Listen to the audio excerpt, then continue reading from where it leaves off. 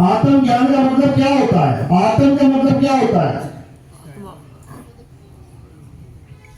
आत्म, जहां पर भी आत्म लग जाए समझ जाना बात किसी और के लिए नहीं, बात तुम्हारी चल रही है। कैसे? अभी कोई कहे कथा लिखो राम जी की, तुम राम जी की लिख दोगे। श्याम जी की, तुम श्याम जी की। अगर कोई कहे आत्म कथा लिखो, अब किसकी लिखोगे? खुद की कथा, अपनी कथा। आत्म लगते ही सारा माहौल ही बदल गया। आत्म लगते ही सबसे दृष्टि दूर हो गई, और कहां पे दृष्टि रुक गई? खुद पे। खुद पे। आत्म शब्द जुड़ते ही सारा संसार पराया हो जाता है। आत्म शब्द जुड़ते ही सारी कहानी तुम पर आ जाती है। गली नंबर 5 में एक आदमी ने आत्महत्या कर ली। कितनों को मार दिया उसने? किसी का कत्ल किया क्या उसने? हत्या हुई ना वहां पे? किसी ने किसी को मारा क्या? नहीं, क्या हुआ वहां पे? खुद ने कर ली। हत्या तो हुई, लेकिन किसकी? खुद की। खुद की। खुद की हत्या हुई। किसने की? खुद ने की। खुद ने। आत्म लगते ही हत्या का मामला ही बदल गया। वैसे कहो ना हत्या हो गई तो शक किस पे जाएगा? किसी और पे। और जहां बोल दिया आत्महत्या, अब किसी पे शक नहीं जाएगा, क्योंकि आत्म लगते ही सारा माहौल ही बदल गया। इसी प्रकार कोई बंदूक लेके बैठा है, उसको पूछो क्यों रखी है, वो क्या कह रहा है? आत्म रक्षा के लिए। मतलब गली वालों को बचाना है क्या? किसके लिए? खुद की रक्षा। आत्म रक्षा, अपनी रक्षा के लिए। इसी प्रकार आत्मनिर्भर, आत्मनिर्भर का क्या मतलब है? कटोरा लेके पड़ोसी को पास जाना है? नहीं, आत्मनिर्भर का मतलब है खुद पे निर्भर हो जाना। इसी प्रकार आत्म कल्याण यानी खुद का कल्याण करना। इसी प्रकार आत्म ज्ञान यानी खुद का ज्ञान प्राप्त करना, किसी और का नाम नहीं जपना।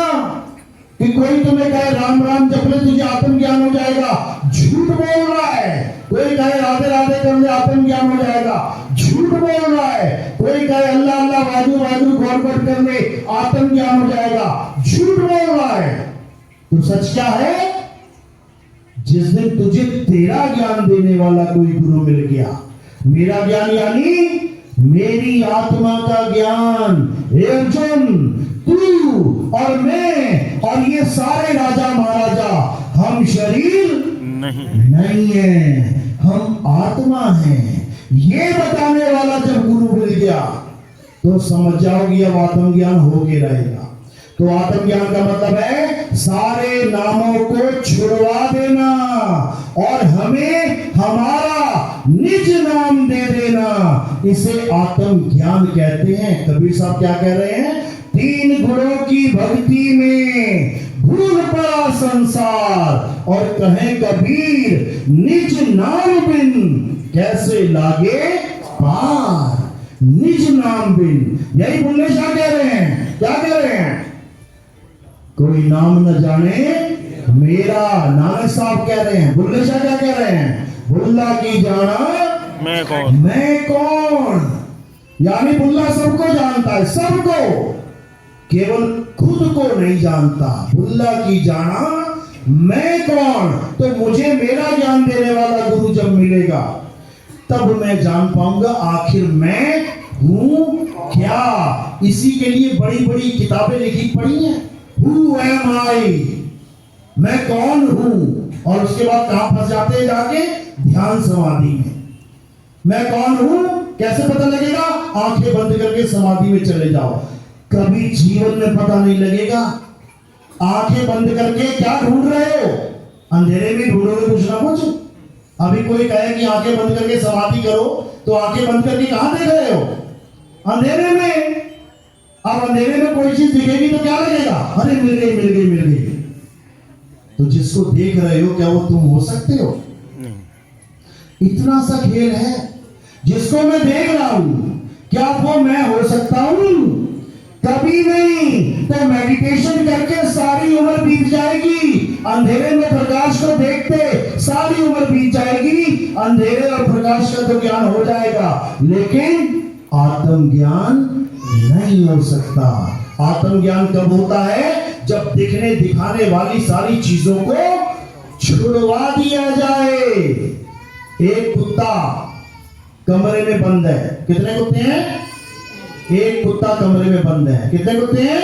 एक। उसके आगे शीशा लगा दिया गया, अब कितने कुत्ते हो गए? एक ही है, एक ही है, दो वाला कौन है? एक ही है। अभी भी एक ही कुत्ता है, कुत्ता एक ही है, लेकिन आगे क्या लग गया? शीशा। अब शीशे में क्या दिख रहा है? प्रतिबिंब। अब कुत्ता जब तक शीशा देखेगा उसे कभी आत्मज्ञान नहीं हो सकता, भौंक भौंक के मर जाएगा। इसी प्रकार जब तक कोई योगी अपने से जुड़ा किसी चीज को देखेगा, अरे शंकर जी आ गए, अरे राम जी आ गए, अरे अल्लाह प्रकट हो गया, अरे वाहिगुरु जी आ गए, जब तक किसी को देख रहा है तब तक उसे आत्मज्ञान हो ही नहीं सकता। याद रखो, इसीलिए कबीर साहब ने सारा खेल ही खत्म कर दिया। कहते जो दिखे सो माया। माया। कोई कहता गुरु जी आ गए मुझे लेने के लिए, बताओ, शरीर को गुरु मान बैठा है, और जो गुरु ने आत्मज्ञान दिया उसकी एबीसीडी भी नहीं पता। इसलिए अब क्या करना है? अब कहीं नहीं आना और कहीं नहीं जाना। अरे ना कहीं आना और ना कहीं जाना, आपे में आप समाना। यानी हे अर्जुन, तो अपने संसार से अपने ध्यान को हटा, अपनी काया माया से अपने ध्यान को हटा, और क्या कर? एक कछुए की तरह अपने ध्यान को अपनी आत्मा में स्थिर कर ले। यानी कछुआ अपने हाथ पैर फैला देता है, गर्दन पूंछ फैला देता है, लेकिन जब उसे खतरा लगता है वो उन्हें अपने अंदर समा लेता है और वो सेफ मोड में चला जाता है। इसी प्रकार जब तुम्हारा अंत समय आएगा, तुम्हारी मृत्यु आएगी, तुमने भागना नहीं है। अगर तुम भागना शुरू कर गए तो यमदूत पकड़ पकड़ के मारेंगे तुम्हें। आज तक कोई नहीं भाग पाया, एक भी नहीं भाग पाया। बिल्कुल नहीं भागना है, क्या करना है?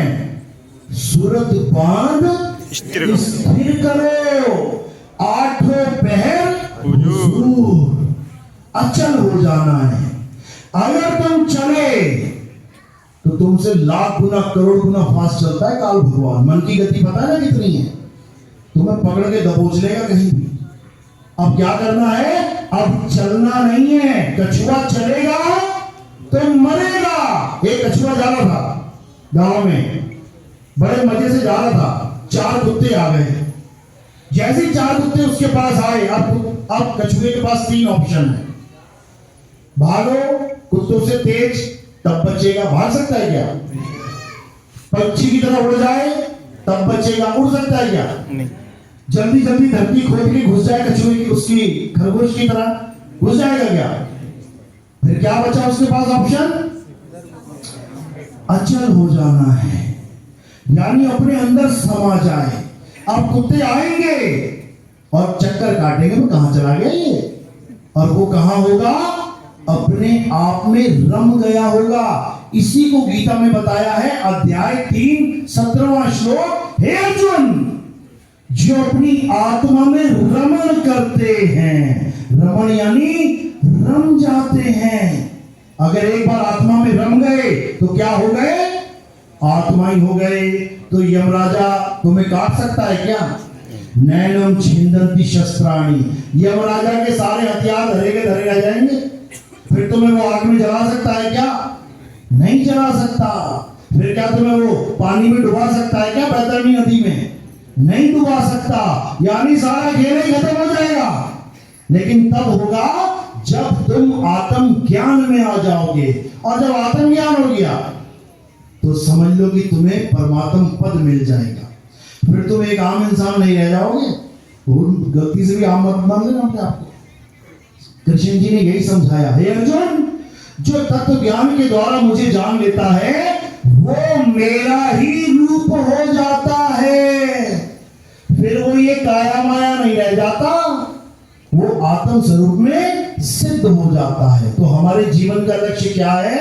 ठीक है, हम हिंदू परिवार में पैदा हो गए, हम मुस्लिम परिवार में पैदा हो गए, हम सिख और ईसाई परिवार में पैदा हो गए, हम उनको भी नमन करते हैं, हम उनको भी शीश झुकाते हैं जिन्होंने हमें मंदिर जाना सिखाया, जिन्होंने हमें मस्जिद तक पहुंचाया, जिन्होंने हमें गुरुद्वारे तक पहुंचाया, जिन्होंने हमें चर्च तक पहुंचाया। उनके पहुंचाने का मकसद क्या था? कि हमें उस परम पिता परमात्मा तक पहुंचने में मदद मिल सके। बनना हमने डॉक्टर है, लेकिन घर वाले का एडमिशन करा देते हैं शुरू में, आंगनबाड़ी में, एलकेजी में। बनना हमने डॉक्टर है, पूछ रहे हैं क्या बनाना चाहते हो अपने बच्चे को? डॉक्टर बनेगा। और कहां छोड़ाया? जहां पर खेल खिलौने, क्ले मिट्टी पड़ी हुई है, क्ले मिट्टी के कछुआ बनाया, क्ले मिट्टी का सेब संतरा बनाना डॉक्टर था, और छोड़ कहां आए? आंगनबाड़ी में। तो थैंक यू करें कि ना करें? करना पड़ेगा, क्योंकि शुरुआत वही है। ये हमारा जो मंदिर है, ये हमारी शुरुआत है। ये हमारे देश की जो मस्जिदें हैं, ये हमारी शुरुआत है। ये हमारे चर्च और ये हमारे गुरुद्वारे हैं, ये हमारी पहली पौड़ी, पहली शुरुआत है। लेकिन मंजिल नहीं है, मंजिल नहीं है। मंजिल क्या है? आत्म ज्ञान ही हमारी मंजिल है। हे अर्जुन, जो आत्मा में सिद्ध हो जाते हैं, जो आत्मा में स्थित हो जाते हैं, वो स्थित प्रज्ञ कहलाते हैं। बस इतना सी समझ में आ रही बात? हाँ जी बिल्कुल। ये हवा में जा रही है? नहीं समझ। किस किस को समझ में आ रही है? आप खड़ा करो। समझ गए। बहुत बढ़िया।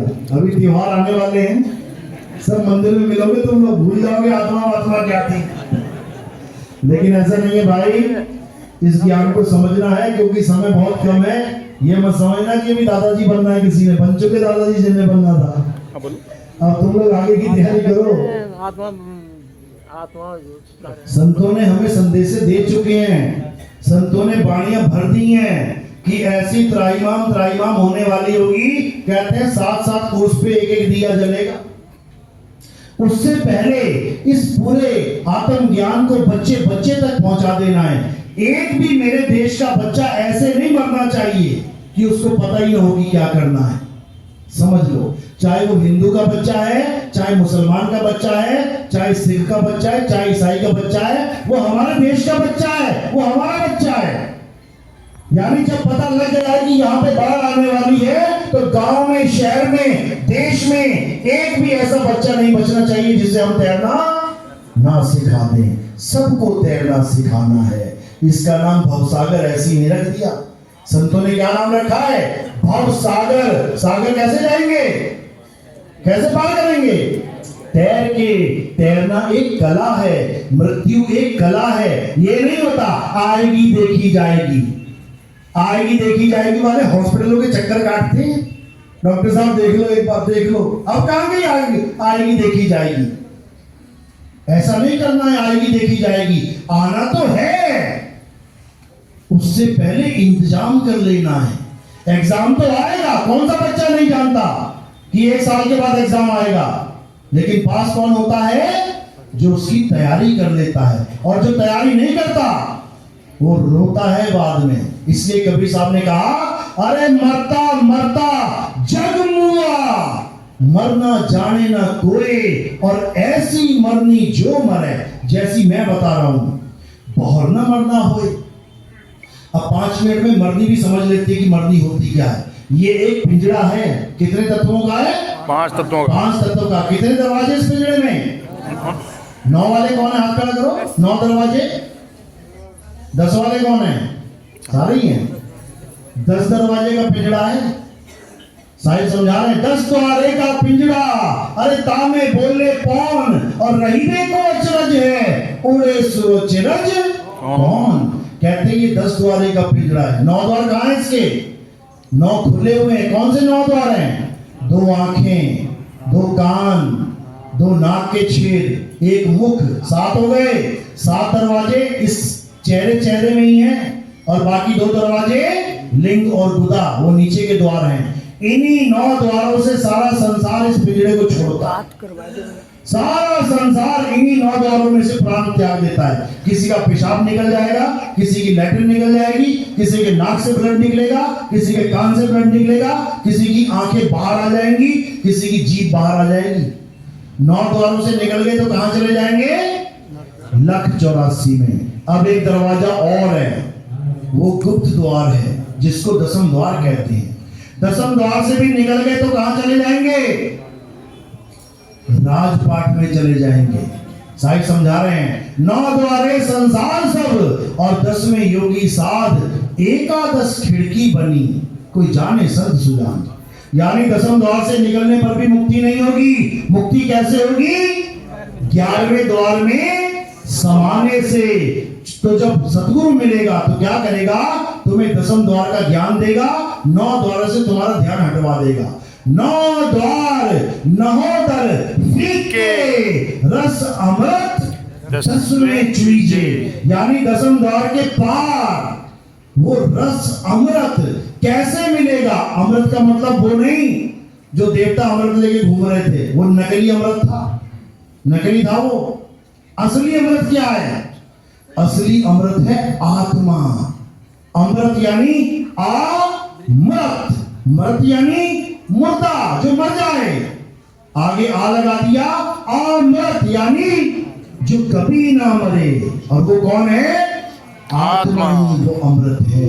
उस अमृत को पाना है और अमर हो जाना है। इसमें हिंदू मुस्लिम सिख ईसाई वाली बात कोई नहीं है। हमारे यहाँ पे मुस्लिम भाई बैठा है, हाथ खड़े करो। एक ही आया, 2, बाकी चले गए। सिख भाई कितने हैं? हाथ खड़े करो। बहुत अच्छी बात है। ईसाई है कोई? हालेलुया वाला एक है, बहुत अच्छी बात है। हिंदू सारे ही हैं, कोई बात नहीं, अच्छी बात है। ये ज्ञान किसी एक धर्म का ज्ञान नहीं है, ये ज्ञान किसी एक जात पात का ज्ञान नहीं है, ये ज्ञान सारे संसार का एक ज्ञान है। इसी ज्ञान को सत्य सनातन धर्म कहते हैं। इस दुनिया में केवल एक ही धर्म है, बाकी पंथ हैं। एक धर्म कौन सा है?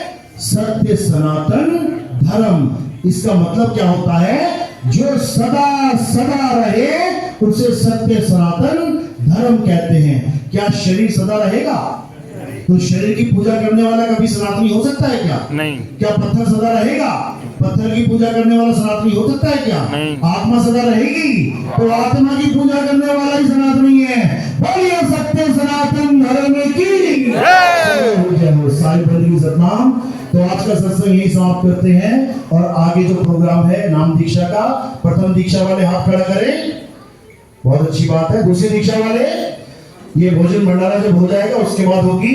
अब आरती का समय, आरती कैसे करते हैं समझ लो। हमारे यहाँ किसी पत्थर की पूजा नहीं होती है, हमारे यहाँ किसी कैलेंडर फोटो की पूजा नहीं होती है, हमारे यहाँ आत्म देव की आरती होती है, हमारे यहाँ आत्मा की आरती होती है। आत्मा की आरती कैसे करेंगे? आत्मा पकड़ के लानी पड़ेगी क्या? मेरे पास आत्मा है, थैंक यू। इसी आत्मा की पूजा करेंगे, क्योंकि हमारे यहाँ संतों को, गुरुओं को या भगवानों को शरीर नहीं मानते। हमारे यहाँ संत कौन है? आत्मा। तो कैसे करेंगे आरती? थोड़े से फूल उठा के मेरे सिर के ऊपर रख देंगे। सिर के ऊपर क्यों रखे? पैरों में क्यों नहीं रखे? गोद में क्यों नहीं रखे? क्योंकि पैर से लेके, अंगूठे से लेके सिर की चोटी तक ये क्या दिख रहा है? नाशवान शरीर। और हमने आरती किसकी करनी है?